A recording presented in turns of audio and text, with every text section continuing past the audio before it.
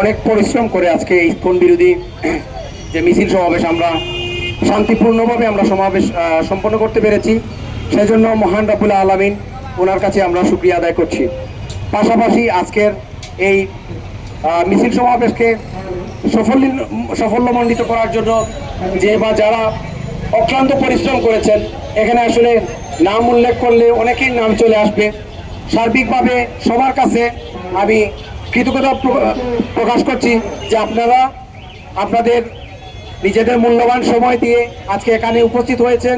আজকে আমরা বাংলাদেশ সহ সমগ্র বাংলাদেশ সহ আজকে সিলেটও এই ইসকন সন্ত্রাসীদের নিষিদ্ধের দাবিতে এবং চিন্ময়ের ফাঁসির দাবিতে আমরা সবাই একত্রিত হয়েছিলাম। আমরা আমাদের শান্তিপূর্ণ সমাবেশ সফল করতে পেরেছি, এজন্য সবার প্রতি কৃতজ্ঞতা প্রকাশ করছি। বিশেষ করে আমাদের মিছিল